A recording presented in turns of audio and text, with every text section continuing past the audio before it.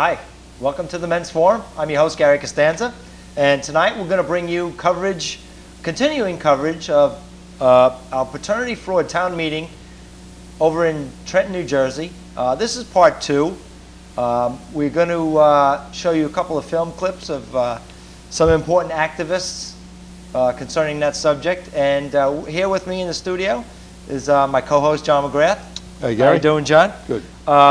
So before we get to the film clip, I want to mention that the Greater New York chapter of the National Coalition of Free Men has a website now, and you can go check that website. It's www.themalevoice.org, and on that there's some bios, my biography's on there, and an article that I wrote, as well as other articles and bios, and read about the group. Consider joining, please. Okay, back to this town hall meeting. It was very, very enlightening. We learned a lot about paternity fraud. Yes, very important too, Gary, is that down in New Jersey, paternity fraud bill A2374 was on the standing committee floor in front of Senator McGreevey to try to get him to sign on the bill into law, and which he was just about to do at this point when these people had come down and spoke to try to encourage him to do that. Diana Thompson came down, Cornell Smith, who got the law originally put into place in Georgia, and a few other people who came along, and I think that's where we're at now. Okay, well, tonight on part two, we have two film clips that we're going to bring to you, Diana Thompson and Murray Davis. So without further delay, let's see Diana Thompson. All right. First of all, I want to thank U.S. Citizens Against Paternity Fraud for inviting me today, and Cornell Smith for all his wonderful work in regards to paternity fraud. Should courts allow DNA testing to determine paternity in child support cases? Yes. DNA right now is being used to free death row inmates.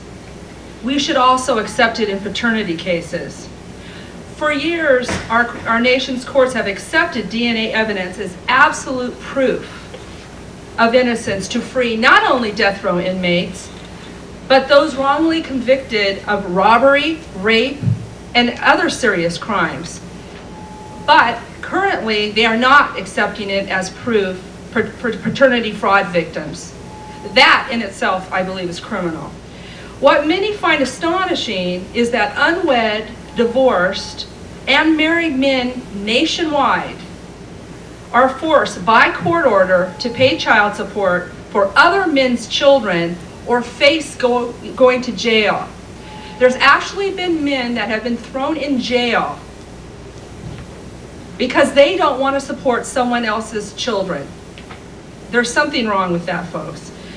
Although this practice defies all common sense, DNA results proving non-paternity do not release these men from legally being declared fathers, and they are continuing to pay, oftentimes at the expense of their own biological children.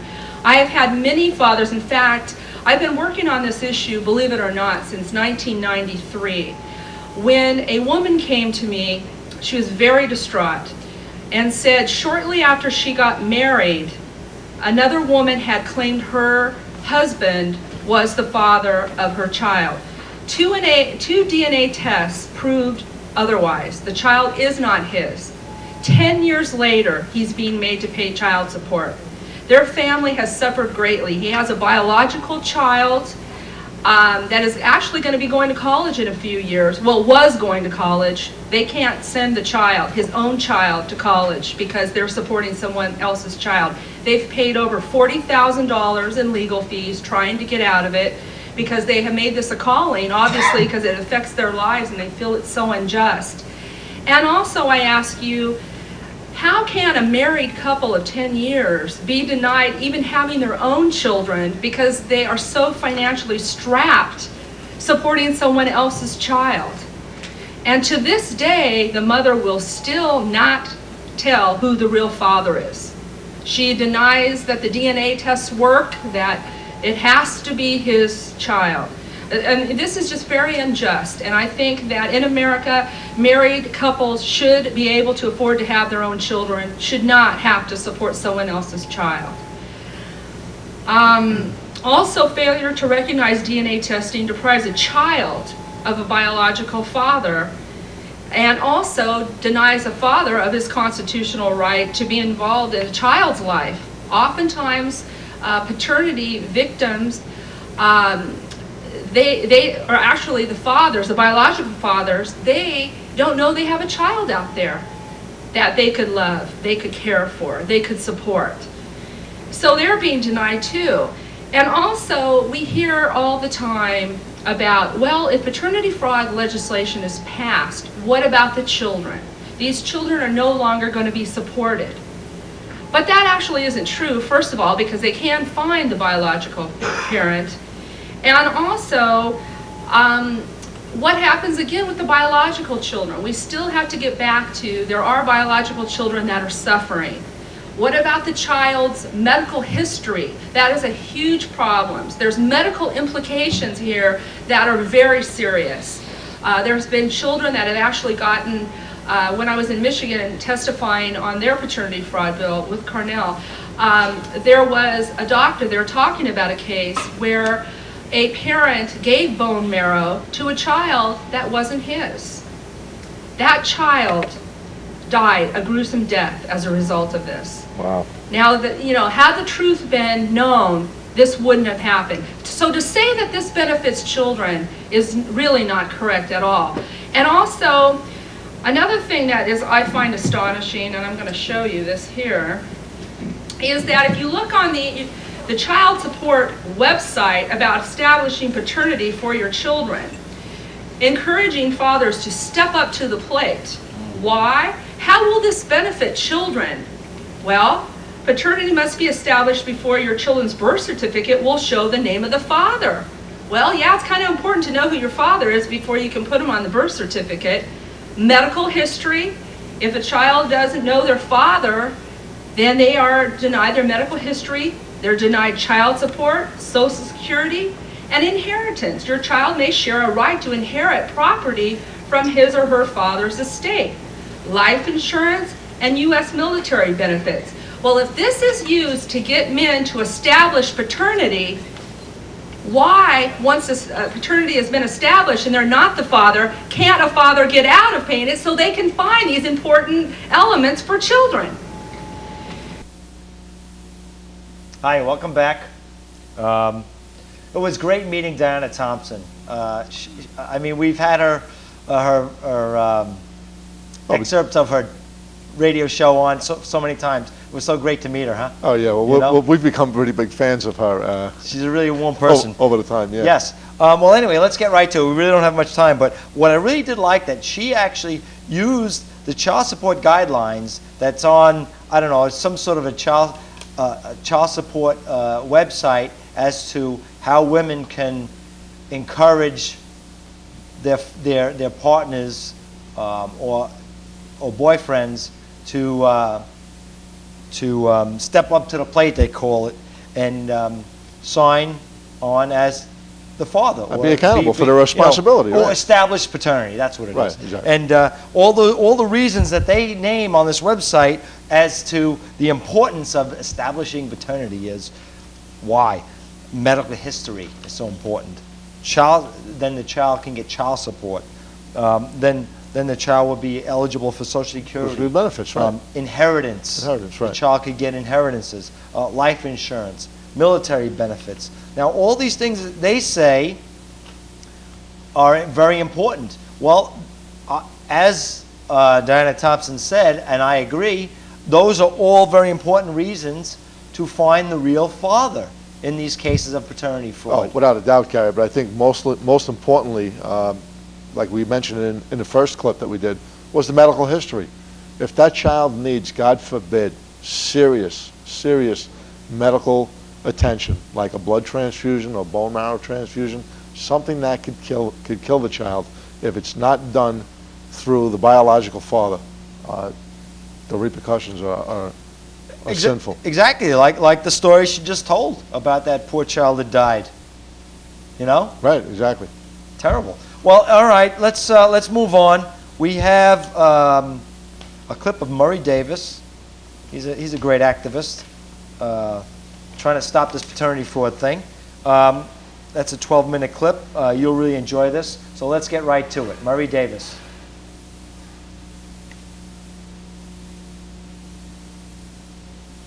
What I'd like to indicate to you, and I apologize, I don't have any notes, but I'm going to try to follow my quickly assembled presentation to give you some very, very specific information.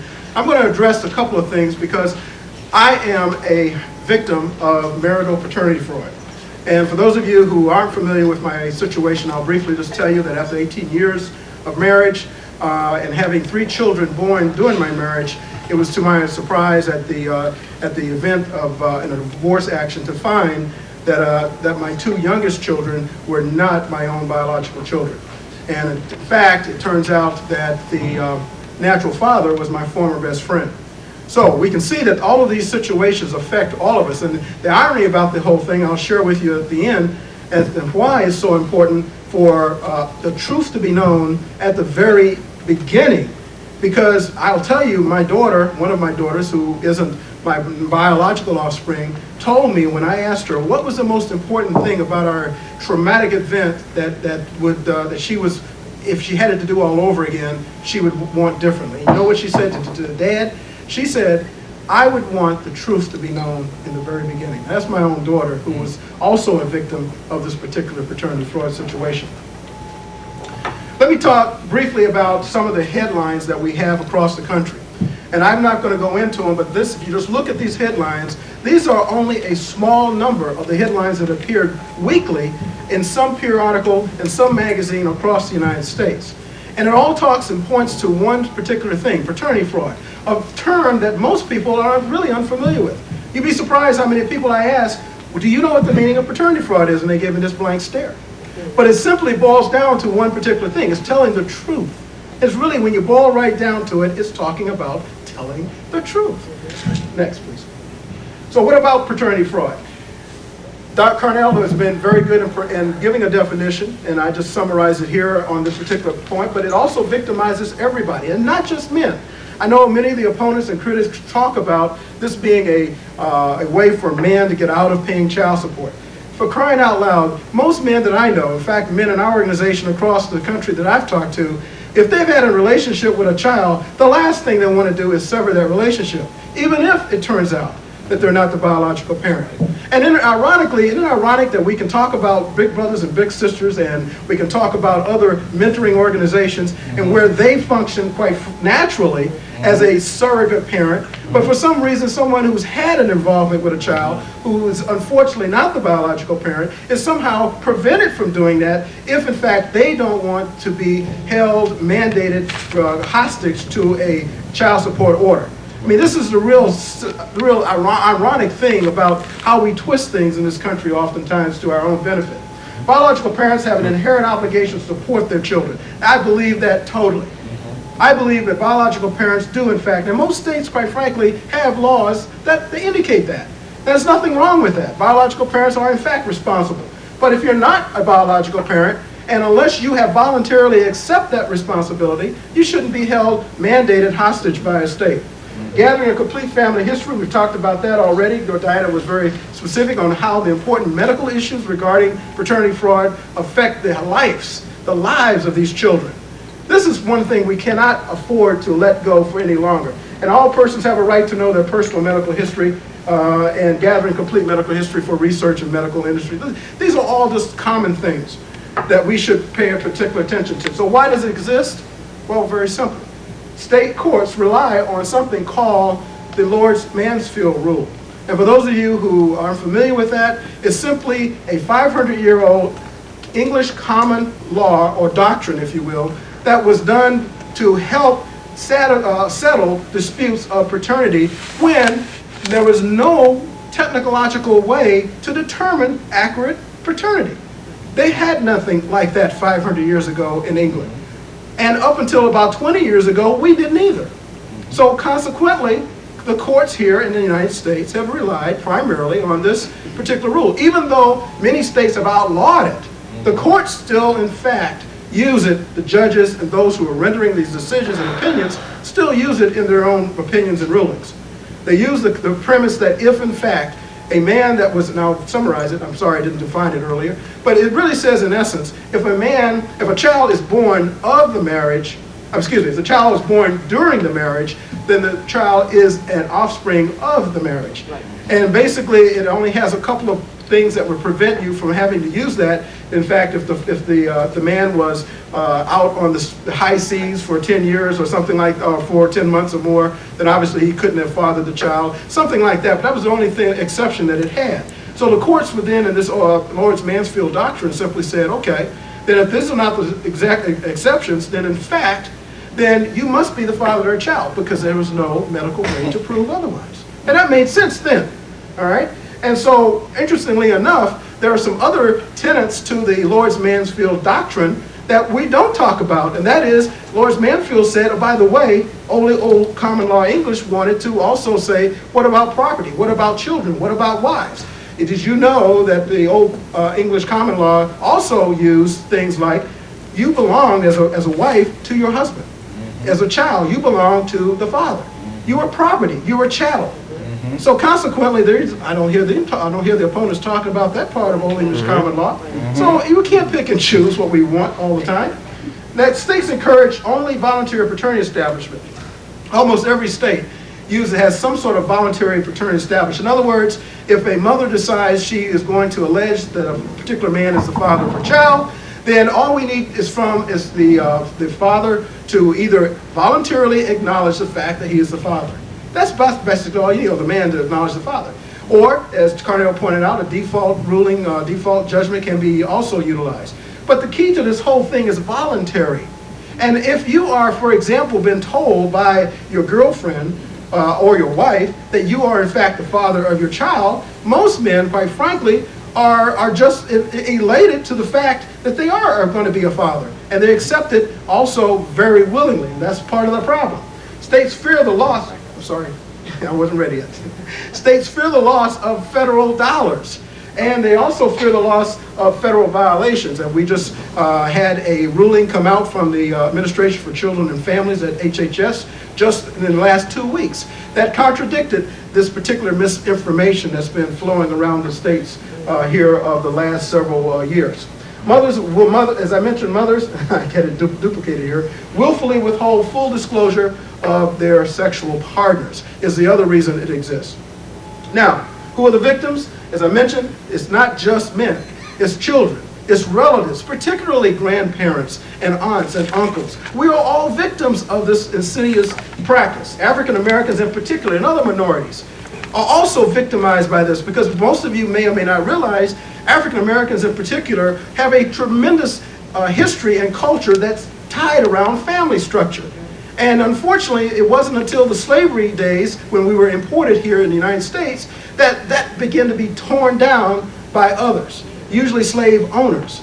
And as a result of that, paternity fraud got its start right there, because we had a lot of children. I myself, somewhere in my history, I know that I am not completely African by my heritage. I can just look at myself and tell that, okay? But that's okay. But the problem is that at least when it comes to determining who our biological parents are, we should at least try to do that if the technology presents itself. And unfortunately, we are still hanging on to tenets, I believe, of the slavery era when this happens. We are separating children from their parents through divorce, we're through sole physical custody, and through paternity fraud. And these are tenets of slavery, ladies and gentlemen. So whether you like it or not, we are still doing what was done back in the days of slavery, and we needs to stop now.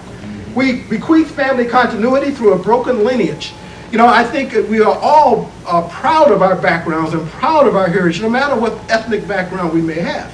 But unfortunately, if that's broken because of truth not being told or not being disclosed, can you imagine a child who might be the heritage of a fortune, for example, that's not allowed to take advantage of that because the truth was withheld? This is what's wrong. And the other side happens when I mention that children and relatives all suffer, no matter which side of the equation you may find yourself. Mothers, see, where am I? Oh, mothers willfully withhold full disclosure of partners. I don't know what that's a second, that's probably a duplicate. Let me also, I did this in a quick hurry, I apologize. But let me also suggest to you, there's a statement that I've attributed to myself, and I'm proud of it, because I've heard a lot of our critics and opponents talk about fatherhood going beyond biology.